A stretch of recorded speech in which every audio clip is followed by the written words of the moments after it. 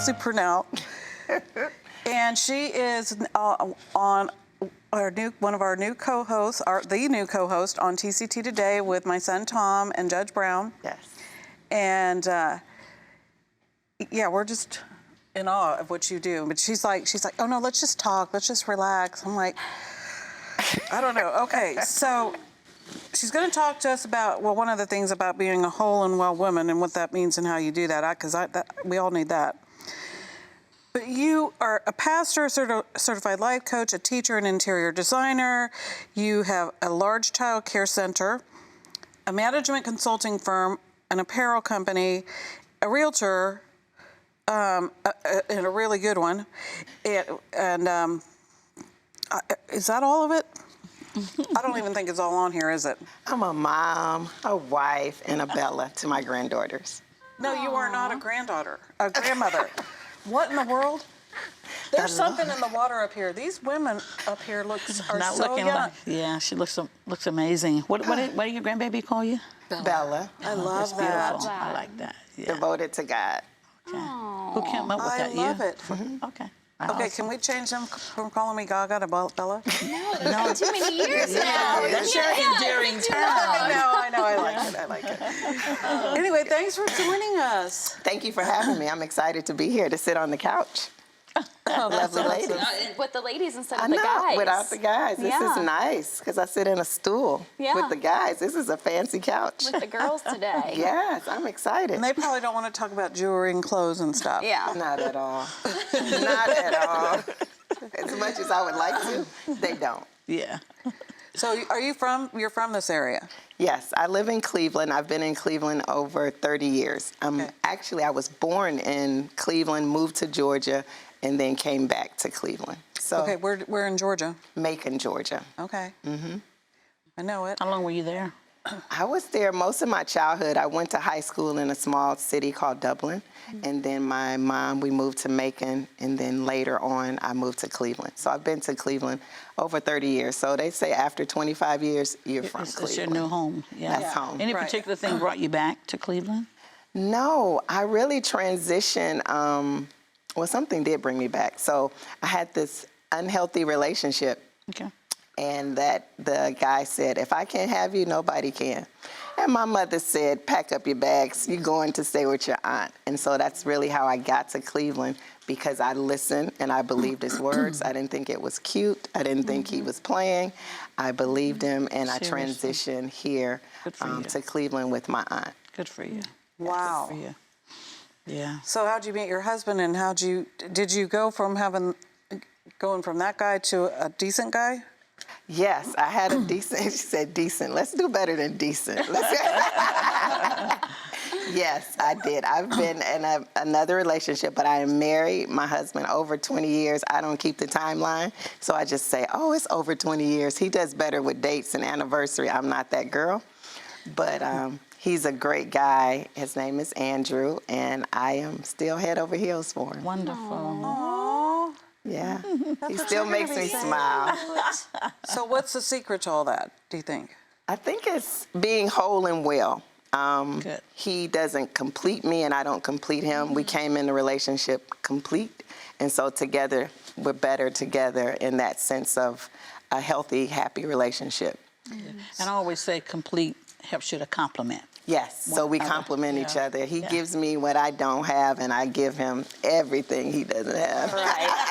Which is a lot more. And that's another show, right? That's another show. I get that. Different type of love You've met language. Tom, you yes, know. yes. I understand. You're the boss of it, but we won't tell anybody. Exactly. We were just talking about that earlier. Yeah. He has access to the credit card, but he doesn't know where it is. She told him he It's has a marriage access thing. to it. It's at home. You have access to Marriage it. thing? Yes, it's a marriage thing. It's a love language. It is, yeah. Somebody has to be in control. It just so happens to be me. Right. Why not? If not you, then who? Yeah, exactly. She's so good at it. Perfect. And she's super organized, so that's always a good thing, right? Yeah. So, Okay, so how do you become whole and well? How did that happen? I think it was just prayer was a crucial part. Having that personal relationship with the Lord, and Therapy is a good option as well. Jesus in Therapy does work. When we look agree. at this camera, it does work. Yeah. And then just finding myself in a space and place where I am happy with me. So I am, I have a personal relationship with myself that works through Jesus and the Holy Spirit. But I really feel like at this point in life, to be whole and well, if you love yourself and you're not looking for love on the outside, it makes it a lot easier. Yeah. So that's the place and space that I'm right now. So were you always like that? Did you have Absolutely growing not. up? I think my life experiences absolutely shaped me into the woman that I am still becoming and evolving into, but I'm in a healthy space right now. So I think once you get to that healthy space, you set those boundaries. You know is a whole word, and having those limits set in place has helped me evolve. Motherhood is something that's very important to me, providing, being present in my children's lives. Even though that they're adults, young adults, I'm still present. Oh, yeah. And so I think that helps me as a woman as well, being emotionally connected to my children. Having time for myself. It's just the roles. We play a lot of roles, but I make sure that self-care is a part of what I do. So if I'm in a good space and place, then the people that are around me benefit from me being in a good space and place. So true.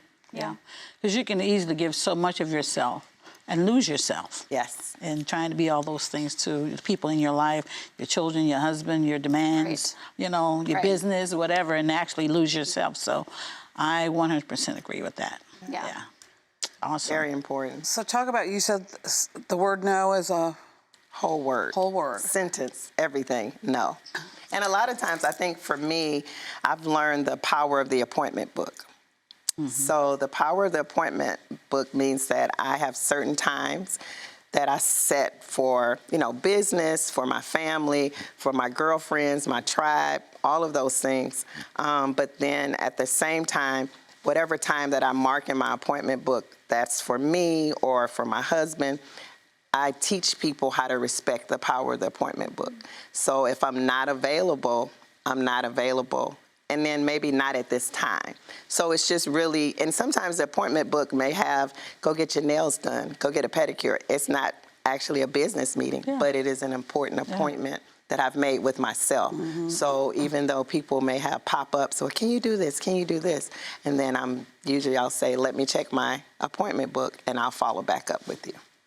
Yeah, you follow, you put yourself on the schedule. Absolutely. That's what you're saying. Priority. And lose their selves, like you said, into motherhood and to being a business owner and to being a good friend. And so many new moms lose themselves in that and don't set time. I was that mom for a long time that didn't set time apart just for myself. And I've learned that, no, I'm gonna go get a facial. I'm gonna go get my hair done. I'm gonna go get my nails done.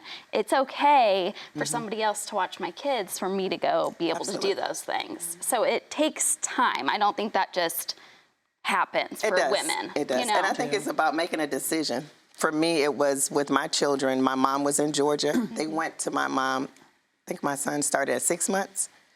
They flew to Georgia.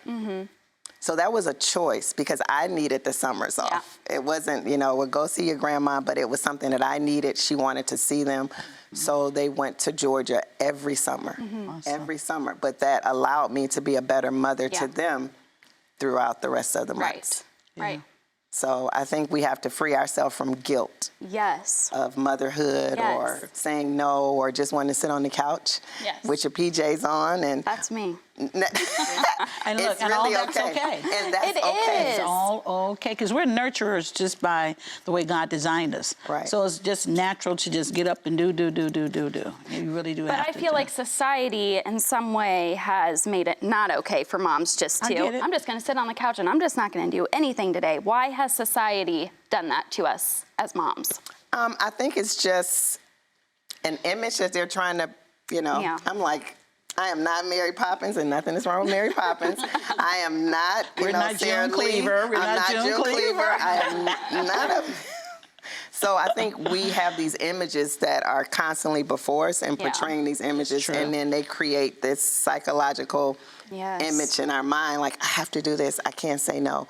I can't, But it's really okay. Yeah. To Well, you say know, no. the moms before us did it. They were stay-at-home moms. They didn't have the entrepreneur. I mean, they were in the house. They didn't work. You know what I mean? A lot of them didn't work back in the eras and the days. That's what they did. So that's what we saw. And so that's what we mimicked. You know, Right. we had to come into understanding it's okay. Right. If we're not there every week, you know, every waking moment for the kids, and go spend some time with grandma or whoever, you know. Right. It is. That's something we had to really make a decision about. And I think that's why we have to build a community. We do. A tribe We to do. support us and people that we trust our children with, Yeah. and to be okay, you know, that they're going to give them the same advice or the same, you know, discipline or whatever that we have in our household. But you definitely need a community. You Yeah. definitely need support. You cannot be all things to all people. You cannot. I gave I call it a Superman back- village. Yeah, I gave You call Superman it a back tribe. his- I call it a village. You need, Yeah. you need that village to help Absolutely. you and support you in it and have the same value systems that you have in your Yeah. home, and it works. It works. It works. So I know, because I think a lot of times if you have a stay-at-home mom, or maybe even if you don't, I don't know, but where a husband's, he's gone to work and he's having interactions with other people and more of a social life. He wants to come home and just relax, and the mom's like, I've Yeah. been with these kids all Yeah, day, but time they out don't for me, understand. right? They don't understand that you don't have the social life, or some stay-at-home moms don't have that social during the day, and they need. It's just interesting to me the dynamic of how that works. And so moms, stay-at-home moms, you said, well, how does that happen? Because nobody realizes they need that time. Right. it does Right. that. I just want to switch gears a little bit. Okay. Yeah. So how do you guys, when did you start pastoring? Oh, almost 13 years ago. Okay. I served my pastor that's in Cleveland, Ohio for 21 years. Oh, yes. What capacity? I was his assistant. Okay. Yes, and I taught Bible study on Wednesdays and Sunday school on Sunday mornings, and cleaned the church and wherever he Wow. needed, and I was there. So Servant, great. servant, Yeah. yes.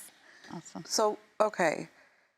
So did you went to a different church and pastored then? You Yes, so I stepped have a out? church Okay. now in Cleveland. What's so that? I'm Kingdom Keepers Church. Okay. So we are in Cleveland, Ohio. Okay. What does your husband do? My husband is a business partner with me. He's an entrepreneur as well. So we run the Child Care Center together, and he's also a business consultant for small businesses as well. So we both partner together in That's the so business great. life. What's that like, working together? It's good because we're healthy. So we know each other's body language. We know when I need to walk away and when he needs to walk away. But it's really a good relationship. We are learning to cut off when we get home from work, Oh, but that's good. usually it comes in at the table or when we're at dinner. So now we are being intentional about talking about goals and dreams and things that we want to do versus letting business spill over into our evenings and in our date nights. So what do you do on your date nights? We eat. I'm my kind of girl. Yeah, we eat. We went to Cheesecake Factory Monday. We had a little date night on Monday. So yeah, we go out and eat. Or he likes to drive to Niagara Falls. I didn't make the date last weekend. He wanted to go. I had a nail appointment. So the power of the there appointment you book, go, I had yeah. to cancel with him. So yes. So, but he likes to go to Columbus. We go to the zoo. I mean, sometimes we hang out on the couch and watch television In your pajamas. in my pajamas, in my pink curls. It's that quality time. Quality time. Yeah. Yeah. Learning to enjoy life. And my husband is a prostate cancer survivor. Praise God. Wow. 9 years almost. Thank God. And he was in 4th stage, and the doctors told him, you know, we wish you would have come to us sooner. But I understood the power of prayer as a Yes. praying wife. Yes. And we turned our face to the wall and we Thank you, Father. begin to decree Isaiah 53:5. We walk through the process, and I have this saying, my greeting is amazing day, every day, all day, because after my husband came out of that, it was amazing grace that was on his life, and God gave him a life extension.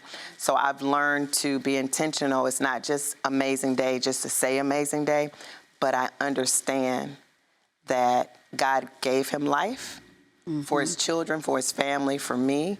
So anything else that happens in the course of a day is not greater than 4-stage cancer that we wish you would have got here sooner. So those little things that happen, I've learned to deal with them, handle them, and keep it moving because life was not promised. And because God so graciously extended his life, we live our best life now. We put things in perspective. We deal with things, you know, and we just keep it moving. So we have situations, we have challenges, but we say it's not greater than what we came out of with this. So everything will be okay. That's awesome. So that's been what we do daily because life could have been a whole lot different. Hey everyone, hope you enjoyed the video. To see more like this, be sure to hit the subscribe button below and get all the latest content from TCT Ministries. We'd love to pray alongside you for God's blessings in your life, so you can email your prayer requests to prayer@tct.tv or click the link below and submit your request at tct.tv. God bless you and thank you for watching.